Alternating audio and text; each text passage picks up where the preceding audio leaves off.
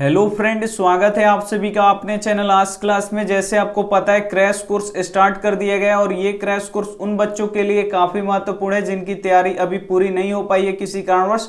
तो ये crash course का वीडियो उनके लिए काफी महत्वपूर्ण है। तो क्रैश कोर्स के माध्यम से हम सभी विषयों की तैयारी बिल्कुल शुरू से करवा रहे हैं ताकि आपकी तैयारी बहुत ही अच्छी हो सके और आप 2021 बोर्ड एग्जाम में काफी अच्छे मार्क्स ला सकें। और आज हम लोग पढ़ने वाले हैं इतिहास के यहाँ पे पहले पार्ट, और पहले पार्ट में यहाँ पे हम 40 महत्वपूर्ण ऑब्जेक्टिव प्रश्न करवाएंगे जो 2021 बोर्ड एग्जाम के लिए काफी महत्वपूर्ण है। तो आप लोग एक भी प्रश्न स्किप मत कीजिएगा, शुरू से लेकर अंत तक देखिएगा और जो प्रश्न आपको याद नहीं होगा उसे नोटबुक पे लिख के याद कर लीजिएगा। और क्रैश कोर्स का यहाँ पे क्लास डेली रात 8 बजे चलता है, तो आप लोग लाइव आना बिल्कुल नहीं भूलिएगा।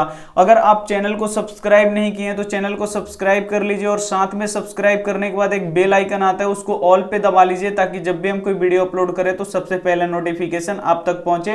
तो आइए शुरू करते हैं यहाँ पे पहले नंबर प्रश्न से। पहला प्रश्न है, यंग इटली की स्थापना किसने किया? ए ऑप्शन है मेजनी ने, बी ऑप्शन है बिस्मार्क ने, सी ऑप्शन है काबुर ने, डी ऑप्शन है यहाँ पे गैरीबाल्डी ने। तो यहाँ पे आपको बताना है कि यंग इटली की स्थापना किसने किया। तो यंग इटली की स्थापना मेजनी ने किया। तो यहाँ पे सही जवाब हो जाएगा ए ऑप्शन क्या हो जाएगा यहाँ पे बिल्कुल सही हो जाएगा। ये देखते हैं अगला प्रश्न है यहाँ पे। अगला प्रश्न यहाँ पे देखिए 2 नंबर है, इटली एवं जर्मनी के एकीकरण के विरुद्ध निम्न में से कौन सा देश था? ए ऑप्शन है यहाँ पे इंग्लैंड, बी ऑप्शन है रूस, सी ऑप्शन है ऑस्ट्रिया, डी ऑप्शन है यहाँ पे प्रसा। तो इटली एवं जर्मनी के एकीकरण के विरुद्ध निम्न में से कौन सा देश था? तो वो देश था ऑस्ट्रिया, यानी यहाँ पे क्या हो जाएगा सी ऑप्शन क्या हो जाएगा यहाँ पे बिल्कुल सही हो जाएगा। ये देखते हैं अगला प्रश्न यहाँ पे। अगला प्रश्न यहाँ पे देखिए 3 नंबर प्रश्न है यहाँ पे, जनेवा समझौता में किस देश को 2 भागों में बांटा गया? काफी महत्वपूर्ण प्रश्न है कि जनेवा समझौता में किस देश को 2 भागों में बांटा गया। ए ऑप्शन है चीन, बी ऑप्शन है जापान, सी ऑप्शन है भारत, डी ऑप्शन है यहाँ पे वियतनाम। तो जनेवा समझौता में किस देश को 2 भागों में बांटा गया? तो जो वियतनाम देश था उसको 2 भागों में बांट दिया गया जनेवा समझौता में, यानी यहाँ पे डी ऑप्शन क्या हो जाएगा यहाँ पे बिल्कुल सही हो जाएगा। ये देखते हैं अगला प्रश्न यहाँ पे। अगला प्रश्न यहाँ पे देखिए 4 नंबर प्रश्न काफी महत्वपूर्ण है, कार्ल मार्क्स का जन्म कहाँ हुआ था? जो कार्ल मार्क्स थे उनका जन्म कहाँ पे हुआ था आपको बताना है। ए ऑप्शन है इंग्लैंड, बी ऑप्शन है जर्मनी, सी ऑप्शन है इटली, डी ऑप्शन है रूस। तो कार्ल मार्क्स का जन्म कहाँ पे हुआ था? और ये प्रश्न काफी महत्वपूर्ण है कि कार्ल मार्क्स का जन्म कहाँ पे हुआ था। तो इनका जन्म जर्मनी में हुआ था, यानी यहाँ पे क्या हो जाएगा बी ऑप्शन क्या हो जाएगा यहाँ पे बिल्कुल सही हो जाएगा। ये देखते हैं अगला प्रश्न यहाँ पे। अगला प्रश्न यहाँ पे देखिए 5 नंबर प्रश्न है, मेटरनिक कौन था? जो मेटरनिक था वो आपको बताना है कि मेटरनिक कौन था। ए ऑप्शन है रूस का जार, बी ऑप्शन है ऑस्ट्रिया का चांसलर, सी ऑप्शन है फ्रांस का सम्राट, डी ऑप्शन है यहाँ पे प्रसा का चांसलर। तो आपको यहाँ पे बताना है कि मेटरनिक कौन था। तो मेटरनिक कौन था? ऑस्ट्रिया का चांसलर था, यानी यहाँ पे क्या हो जाएगा बी ऑप्शन क्या हो जाएगा यहाँ पे बिल्कुल सही हो जाएगा। जो आज हम 40 प्रश्न करवाने वाले हैं वो काफी महत्वपूर्ण है 2021 बोर्ड एग्जाम के लिए। तो आपको एक भी प्रश्न स्किप नहीं करना है, बिल्कुल शुरू से लेकर अंत तक देखना है। अगर आप वीडियो को लाइक नहीं किए तो प्लीज आप लोग वीडियो को लाइक भी कर दीजिए। आइए देखते हैं अगला प्रश्न यहाँ पे। अगला प्रश्न यहाँ पे देखिए 6 नंबर प्रश्न है, किस युद्ध के बाद इटली के एकीकरण पूरा हुआ? काफी महत्वपूर्ण प्रश्न है। ए ऑप्शन है सेडोवा का युद्ध, बी ऑप्शन है सीडान का युद्ध, सी ऑप्शन है यहाँ पे क्रीमिया का युद्ध, डी ऑप्शन है यहाँ पे प्रसा का युद्ध। तो यहाँ पे आपको बताना है कि किस युद्ध के बाद इटली का एकीकरण पूरा हुआ। तो किस युद्ध के बाद इटली का एकीकरण पूरा हुआ? तो जो सीडान का युद्ध हुआ था इसके बाद क्या हुआ इटली का एकीकरण पूरा हुआ, यानी यहाँ पे बी ऑप्शन क्या हो जाएगा यहाँ पे बिल्कुल सही हो जाएगा। ये देखते हैं अगला प्रश्न यहाँ पे 7 नंबर प्रश्न यहाँ पे देखिए, हंगरी की राजधानी कहाँ है? जो हंगरी है उसकी राजधानी यहाँ पे आपको बताना है कहाँ है। ए ऑप्शन है बुडापेस्ट, बी ऑप्शन है यहाँ पे रोम, सी ऑप्शन है यहाँ पे पेरिस, डी ऑप्शन है यहाँ पे मॉस्को। तो जो हंगरी है उसकी राजधानी कहाँ है आपको बताना है। तो हंगरी की राजधानी कहाँ है? बुडापेस्ट है, यानी यहाँ पे ए ऑप्शन क्या हो जाएगा यहाँ पे बिल्कुल सही हो जाएगा। काफी महत्वपूर्ण प्रश्न है, तो आप लोग प्लीज शुरू से लेके अंत तक देखिए। अगर अंत तक देखिएगा तो आप लोग 40 प्रश्न देखिएगा और 40 प्रश्न देखिएगा तो 40 के 40 प्रश्न आपको यहीं पे याद हो जाएंगे। आइए देखते हैं अगला प्रश्न यहाँ पे। अगला प्रश्न यहाँ पे देखिए 8 नंबर प्रश्न है, काफी महत्वपूर्ण। वर्साय की संधि कब हुई थी? जो वर्साय की संधि थी वो कब हुई थी आपको बताना है। ए ऑप्शन है 1918 ईस्वी, बी ऑप्शन है 1919 ईस्वी, सी ऑप्शन है 1920 ईस्वी, डी ऑप्शन है 1923 ईस्वी। तो यहाँ पे आपको बताना है कि वर्साय की संधि कब हुई थी। तो वर्साय की संधि 1919 में हुई थी, यानी यहाँ पे बी ऑप्शन क्या हो जाएगा, यहाँ पे बिल्कुल सही हो जाएगा। आइए देखते हैं अगला प्रश्न यहाँ पे। अगला प्रश्न यहाँ पे देखिए 9 नंबर प्रश्न, काफी महत्वपूर्ण प्रश्न है ये कि वार एंड पीस किसकी रचना है। जो वार एंड पीस पुस्तक है वो बताना है कि किसकी ये रचना है। ए ऑप्शन है कार्ल मार्क्स, बी ऑप्शन है लियो टॉल्स्टॉय, सी ऑप्शन है न्यूटन, डी ऑप्शन है यहाँ पे एंजल्स। तो वार एंड पीस किसकी रचना है? तो war and piece Leo Tolstoy की है, यानी यहाँ पे क्या हो जाएगा, बी ऑप्शन क्या हो जाएगा, यहाँ पे बिल्कुल सही हो जाएगा। ये देखते हैं अगला प्रश्न यहाँ पे। अगला प्रश्न यहाँ पे देखिए 10 नंबर, काफी महत्वपूर्ण प्रश्न है ये कि बिस्मार्क क्या था। जो बिस्मार्क था वो क्या था आपको बताना है। ए ऑप्शन है कवि था, बी ऑप्शन है नाटककार था, सी ऑप्शन है संगीतज्ञ था, डी ऑप्शन यहाँ पे कूटनीतिज्ञ था। तो यहाँ पे आपको बताना है कि जो बिस्मार्क था वो क्या था। तो बिस्मार्क एक क्या था, कूटनीतिज्ञ था, यानी यहाँ पे डी ऑप्शन क्या हो जाएगा, यहाँ पे बिल्कुल सही हो जाएगा। काफी महत्वपूर्ण प्रश्न है। तो एक बार फिर आपसे बोलते हैं कि एक भी प्रश्न आप लोग नहीं छोड़िएगा, शुरू से लेकर अंत तक देखिएगा। कम से कम 40 प्रश्न आप जरूर देखिएगा, और जो प्रश्न आपको याद नहीं है उसे नोटबुक पे जरूर लिख के याद भी कर लीजिएगा। ये देखते हैं अगला प्रश्न यहाँ पे। अगला प्रश्न है यहाँ पे 11 नंबर, जर्मन राइन राज्य का निर्माण किसने किया था। ए ऑप्शन है यहाँ पे लुई 14वां, बी ऑप्शन है नेपोलियन बोनापार्ट, सी ऑप्शन है यहाँ पे नेपोलियन 3, डी ऑप्शन है यहाँ पे बिस्मार्क। तो यहाँ पे आपको बताना है कि जर्मन राइन राज्य का निर्माण किसने किया था। तो नेपोलियन बोनापार्ट ने किया था, यानी यहाँ पे क्या हो जाएगा, बी ऑप्शन क्या हो जाएगा, यहाँ पे बिल्कुल सही हो जाएगा। ये देखते हैं अगला प्रश्न यहाँ पे। अगला प्रश्न यहाँ पे 12 नंबर प्रश्न देखिए, काफी महत्वपूर्ण है। ये वैसे प्रश्न है जो बोर्ड एग्जाम में पूछे जाते हैं। यहाँ पे देखिए 12 नंबर प्रश्न है, यूरोप का मरीज किसे कहा जाता है। जो यूरोप है उसका मरीज किसे कहा जाता है। ए ऑप्शन है तुर्की को, बी ऑप्शन है मिस्र को, सी ऑप्शन है यूनान को, डी ऑप्शन है यहाँ पे इंग्लैंड को। तो यहाँ पे बताना है कि यूरोप का मरीज किसे कहा जाता है। तो यूरोप के मरीज यहाँ पे तुर्की को कहा जाता है, यानी यहाँ पे क्या हो जाएगा, ए ऑप्शन क्या हो जाएगा, यहाँ पे बिल्कुल सही हो जाएगा। ये देखते हैं अगला प्रश्न यहाँ पे। अगला प्रश्न यहाँ पे देखिए 13 नंबर प्रश्न है, रक्त एवं लौह नीति किसने अपनाया था। काफी महत्वपूर्ण प्रश्न है कि रक्त एवं लौह नीति किसने अपनाया था। ए ऑप्शन है मेजनी ने, बी ऑप्शन है हिटलर ने, सी ऑप्शन है बिस्मार्क ने, डी ऑप्शन है यहाँ पे विलियम प्रथम ने। तो यहाँ पे आपको बताना है कि रक्त एवं लौह नीति किसने अपनाया था। तो रक्त एवं लौह नीति यहाँ पे बिस्मार्क ने अपनाया था, यानी यहाँ पे क्या हो जाएगा, सी ऑप्शन क्या हो जाएगा, यहाँ पे बिल्कुल सही हो जाएगा। ये देखते हैं अगला प्रश्न यहाँ पे। अगला प्रश्न यहाँ पे देखिए 14 नंबर प्रश्न है, जाल्वेराइन एक संस्था थी। जो जाल्वेराइन था वो कैसी संस्था थी। ए ऑप्शन है यहाँ पे क्रांतिकारियों की, बी ऑप्शन है व्यापारियों की, सी ऑप्शन है विद्वानों की, डी ऑप्शन है यहाँ पे पादरियों की। तो यहाँ पे बताना है कि जो जाल्वेराइन संस्था थी वो किसकी संस्था थी। तो ये एक व्यापारियों की संस्था थी, यानी यहाँ पे क्या हो जाएगा, बी ऑप्शन क्या हो जाएगा, यहाँ पे बिल्कुल सही हो जाएगा। ये देखते हैं अगला प्रश्न यहाँ पे। अगला प्रश्न 15 नंबर देखिए, काफी महत्वपूर्ण है और ये प्रश्न बोर्ड एग्जाम में बार बार पूछा जाता है कि गैरीवाल्डी पेशे से क्या था। जो गैरीवाल्डी था वो पेशे से क्या था, यहाँ पे आपको बताना है। ए ऑप्शन है सिपाही, बी ऑप्शन है नाविक, सी ऑप्शन है किसान, डी ऑप्शन है यहाँ पे जमींदार। तो जो गैरीवाल्डी था वो पेशे से क्या था। तो गैरीवाल्डी पेशे से क्या था, नाविक था, यानी यहाँ पे क्या हो जाएगा, बी ऑप्शन क्या हो जाएगा, यहाँ पे बिल्कुल सही हो जाएगा। अगर वीडियो अच्छी लग रही हो तो वीडियो को आप लोग लाइक जरूर कर दीजिएगा। आइए देखते हैं अगला प्रश्न यहाँ पे। अगला प्रश्न यहाँ पे देखिए 16 नंबर प्रश्न है, मेजनी का संबंध किस संगठन से था। जो मेजनी था उसका जो संबंध था वो किस संगठन से था। ए ऑप्शन है यहाँ पे लाल सेना, बी ऑप्शन है कार्बोनारी, सी ऑप्शन है फिलिक, डी ऑप्शन है यहाँ पे डाइट। तो जो मेजनी था उसका संबंध किस संगठन से था। तो मेजनी का संबंध कार्बोनारी संगठन से था, यानी यहाँ पे क्या हो जाएगा, बी ऑप्शन क्या हो जाएगा, यहाँ पे बिल्कुल सही हो जाएगा। ये देखते हैं अगला प्रश्न यहाँ पे। अगला प्रश्न यहाँ पे देखिए 17 नंबर प्रश्न है, यहाँ पे फ्रांस और प्रशा के बीच युद्ध कहाँ हुआ था। काफी महत्वपूर्ण प्रश्न है कि फ्रांस और जो प्रशा था उसके बीच युद्ध कहाँ पे हुआ था। ए ऑप्शन है सीडान, बी ऑप्शन है यहाँ पे सेडोवा, सी ऑप्शन है यहाँ पे यूरोप, डी ऑप्शन है यहाँ पे फ्रांस। तो फ्रांस और प्रशा के बीच युद्ध कहाँ हुआ था, काफी महत्वपूर्ण प्रश्न है। तो ये कहां पे युद्ध हुआ था, तो सीडान में हुआ था, यानी यहाँ पे ए ऑप्शन क्या हो जाएगा, यहाँ पे बिल्कुल सही हो जाएगा। ये देखते हैं अगला प्रश्न यहाँ पे।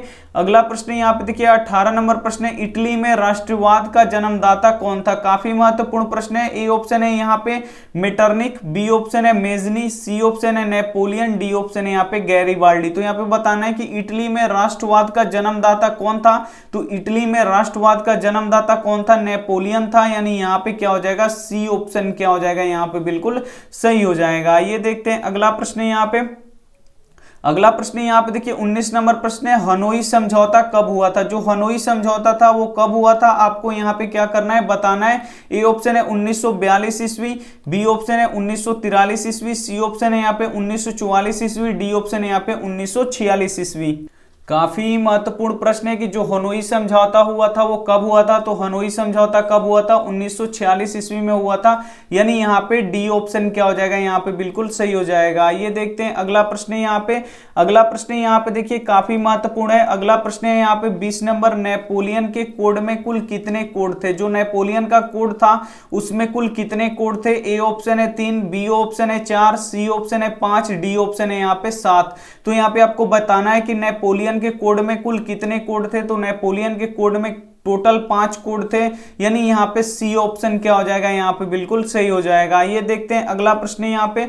अगला प्रश्न यहाँ पे 21 नंबर देखिए, स्वप्नदर्शी समाज का संस्थापक कौन था। इसमें से आपको बताना है कि स्वप्नदर्शी समाज का संस्थापक कौन था। ए ऑप्शन है ओवन, बी ऑप्शन है मार्क्स, सी ऑप्शन है यहाँ पे एंजल्स, डी ऑप्शन है यहाँ पे लेनिन। तो यहाँ पे बताना है कि जो स्वप्नदर्शी समाज था उसका संस्थापक कौन, उसका स्थापना कौन किया था। तो ये ओवन ने किया था, यानी यहाँ पे ए ऑप्शन क्या हो जाएगा, यहाँ पे बिल्कुल सही हो जाएगा। ये देखते हैं अगला प्रश्न यहाँ पे।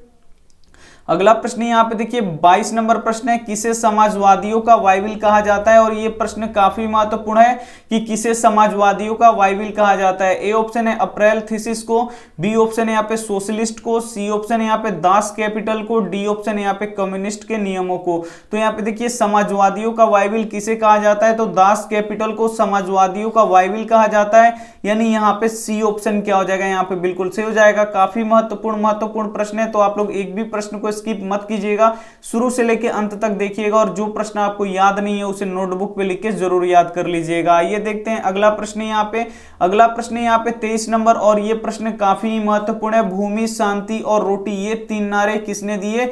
ए ऑप्शन है लेनिन ने, बी ऑप्शन है ट्राटस्की ने, सी ऑप्शन है स्टालिन ने, डी ऑप्शन है यहाँ पे कार्ल मार्क्स ने। तो भूमि, शांति और रोटी, ये 3 नारे किसने दिए, तो ये लेनिन ने दिए हैं, यानी यहाँ पे ए ऑप्शन क्या हो जाएगा, यहाँ पे बिल्कुल सही हो जाएगा। ये देखते हैं अगला प्रश्न यहाँ पे।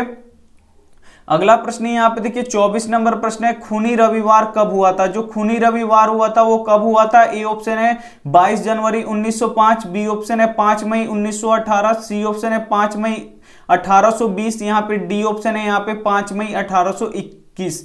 तो यहाँ पे आपको बताना है कि जो खूनी रविवार हुआ था वो कब हुआ था। तो खूनी रविवार यहाँ पे 22 जनवरी यहाँ पे 1905 को हुआ था, यानी यहाँ पे ए ऑप्शन क्या हो जाएगा, यहाँ पे बिल्कुल सही हो जाएगा। ये देखते हैं अगला प्रश्न यहाँ पे।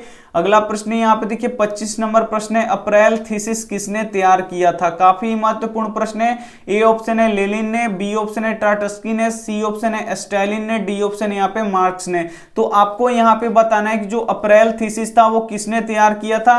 तो अप्रैल थीसिस किसने तैयार किया था, तो ये लेनिन ने किया था, यानी यहाँ पे ए ऑप्शन क्या हो जाएगा, यहाँ पे बिल्कुल सही हो जाएगा। ये देखते हैं अगला प्रश्न यहाँ पे। अगला प्रश्न यहाँ पे देखिए 26 नंबर प्रश्न है, नई आर्थिक नीति के जन्मदाता थे। इसमें से बताना है कि जो नई आर्थिक नीति थी उसकी जन्मदाता कौन है। ए ऑप्शन है यहाँ पे कार्ल मार्क्स, बी ऑप्शन है स्टालिन, सी ऑप्शन है लेनिन, डी ऑप्शन है यहाँ पे ट्राटस्की। तो यहाँ पे बताना है आपको कि नई आर्थिक नीति के जन्मदाता कौन थे। तो नई आर्थिक नीति के जन्मदाता यहाँ पे लेनिन थे, यानी यहाँ पे भी सी ऑप्शन क्या हो जाएगा, यहाँ पे बिल्कुल सही हो जाएगा। ये देखते हैं अगला प्रश्न यहाँ पे।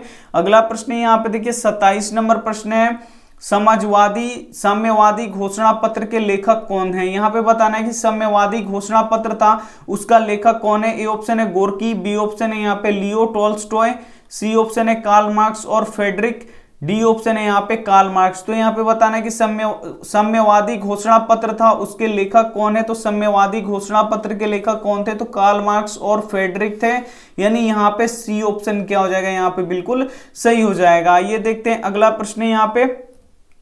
अगला प्रश्न यहाँ पे 28 नंबर है, दास कैपिटल कब प्रकाशित हुआ? जो दास कैपिटल पुस्तक था वो कब यहाँ पे प्रकाशित हुआ? ए ऑप्शन है 1864 ईस्वी, बी ऑप्शन है 1845 ईस्वी, सी ऑप्शन है 1847 ईस्वी, डी ऑप्शन यहाँ पे 1867 ईस्वी। तो जो दास कैपिटल पुस्तक था वो कब प्रकाशित हुआ? तो ये हुआ 1867 ईस्वी में, यानी यहाँ पे डी ऑप्शन क्या हो जाएगा? यहाँ पे बिल्कुल सही हो जाएगा। ये देखते हैं अगला प्रश्न यहाँ पे। अगला प्रश्न यहाँ पे देखिए 29 नंबर प्रश्न है, चेका क्या है? जो चेका है वो क्या है आपको यहाँ पे बताना है। ए ऑप्शन है श्रमिक वर्ग, बी ऑप्शन है पादरी वर्ग, सी ऑप्शन है सेना की टुकड़ी, डी ऑप्शन यहाँ पे पुलिस दस्ता। तो यहाँ पे आपको बताना है कि चेका क्या है। तो चेका क्या था? एक पुलिस दस्ता था, यानी यहाँ पे क्या हो जाएगा? डी ऑप्शन क्या हो जाएगा? यहाँ पे बिल्कुल सही हो जाएगा। ये देखते हैं अगला प्रश्न यहाँ पे। अगला प्रश्न यहाँ पे 30 नंबर देखिए, निम्न में से किसे साम्यवाद के संस्थापक के रूप में माना जाता है? और ये प्रश्न काफी ही महत्वपूर्ण है कि किसे साम्यवाद के शासक के संस्थापना के रूप में यहाँ पे माना जाता है। ए ऑप्शन है लेनिन, बी ऑप्शन है स्टालिन, सी ऑप्शन है जेडांग, डी ऑप्शन है यहाँ पे कार्ल मार्क्स। तो निम्न में से किसे साम्यवाद के संस्थापक के रूप में माना जाता है? तो इसे कार्ल मार्क्स को माना जाता है, यानी यहाँ पे डी ऑप्शन क्या हो जाएगा? यहाँ पे बिल्कुल सही हो जाएगा। ये देखते हैं अगला प्रश्न यहाँ पे। अगला प्रश्न यहाँ पे देखिए, दुनिया के मजदूर एक हो यह किसने कहा? काफी महत्वपूर्ण प्रश्न है कि दुनिया के मजदूर एक हो यह किसने कहा? ए ऑप्शन है कार्ल मार्क्स, बी ऑप्शन है लेनिन, सी ऑप्शन है स्टालिन, डी ऑप्शन है यहाँ पे टॉल्स्टॉय। तो यहाँ पे आपको बताना है कि दुनिया के मजदूर एक हो किसने कहा? तो यहाँ पे सही जवाब हो जाएगा ए ऑप्शन यहाँ पे कार्ल मार्क्स क्या हो जाएगा? यहाँ पे बिल्कुल सही जवाब हो जाएगा ए कि दुनिया का मजदूर एक हो यह किसने कहा था? तो कार्ल मार्क्स ने कहा था, यानी यहाँ पे ए ऑप्शन क्या हो जाएगा? यहाँ पे बिल्कुल सही हो जाएगा। ये देखते हैं अगला प्रश्न यहाँ पे। अगला प्रश्न यहाँ पे 32 नंबर देखिए, लेनिन की मृत्यु कब हुआ था? जो लेनिन था उसकी मृत्यु कब हुआ था? ए ऑप्शन यहाँ पे 1921, बी ऑप्शन है यहाँ पे 1922, सी ऑप्शन है यहाँ पे 1923, डी ऑप्शन है यहाँ पे 1924। तो यहाँ पे आपको बताना है कि लेनिन की मृत्यु कब हुई थी? तो लेनिन की मृत्यु 1924 ईस्वी में हुई थी, यानी यहाँ पे डी ऑप्शन क्या हो जाएगा? यहाँ पे बिल्कुल सही हो जाएगा। ये देखते हैं अगला प्रश्न यहाँ पे। अगला प्रश्न यहाँ पे देखिए 33 नंबर प्रश्न है, अंतरराष्ट्रीय मजदूर दिवस किस दिन को मनाया जाता है? ए ऑप्शन है 1 मई, बी ऑप्शन है 5 मई, सी ऑप्शन है यहाँ पे 10 मई, डी ऑप्शन है यहाँ पे 15 मई। प्रश्न काफी महत्वपूर्ण है, तो आप लोग एक भी प्रश्न स्किप मत कीजिएगा, शुरू से लेके अंत तक देखिएगा और जो प्रश्न आपको याद नहीं है उसे नोटबुक पे लिख के याद भी कर लीजिएगा। तो अंतरराष्ट्रीय मजदूर दिवस कब मनाया जाता है? काफी महत्वपूर्ण प्रश्न है। तो अंतरराष्ट्रीय मजदूर दिवस 1 मई को मनाया जाता है, यानी यहाँ पे ए ऑप्शन क्या हो जाएगा? यहाँ पे बिल्कुल सही हो जाएगा। ये देखते हैं अगला प्रश्न यहाँ पे। अगला प्रश्न यहाँ पे देखिए 34 नंबर प्रश्न है, बोल्शेविक क्रांति का नेतृत्व किसने किया था? ए ऑप्शन है स्टालिन, बी ऑप्शन है मार्क्स, सी ऑप्शन है यहाँ पे लेनिन, डी ऑप्शन है इनमें से कोई नहीं। तो यहाँ पे बताना है कि जो बोल्शेविक क्रांति हुआ था उसका नेतृत्व किसने किया था? तो बोल्शेविक क्रांति का नेतृत्व लेनिन ने किया था, यानी यहाँ पे सी ऑप्शन क्या हो जाएगा? यहाँ पे बिल्कुल सही हो जाएगा। ये देखते हैं अगला प्रश्न यहाँ पे। अगला प्रश्न यहाँ पे देखिए 35 नंबर, साम्यवादी शासन का पहला प्रयोग कहां हुआ था? जो साम्यवादी शासन था उसका पहला प्रयोग कहां पे हुआ था? ए ऑप्शन है रूस में, बी ऑप्शन है जापान में, सी ऑप्शन है चीन में, डी ऑप्शन है क्यूबा में। तो साम्यवादी शासन का पहला प्रयोग कहां पे हुआ था? तो साम्यवादी शासन का पहला प्रयोग रूस में हुआ था, यानी यहाँ पे ए ऑप्शन क्या हो जाएगा? यहाँ पे बिल्कुल सही हो जाएगा। ये देखते हैं अगला प्रश्न यहाँ पे।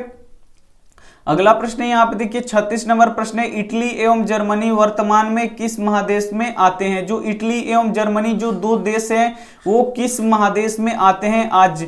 यहाँ पे देखिए उत्तरी अमेरिका में, बी ऑप्शन है दक्षिणी अमेरिका में, सी ऑप्शन है यूरोप में, डी ऑप्शन है यहाँ पे एशिया में। तो इटली एवं जर्मनी वर्तमान में किस महादेश के अंतर्गत आते हैं? तो ये यूरोप में आते हैं, यानी यहाँ पे क्या हो जाएगा? सी ऑप्शन क्या हो जाएगा? यहाँ पे बिल्कुल सही हो जाएगा। ये देखते हैं अगला प्रश्न यहाँ पे।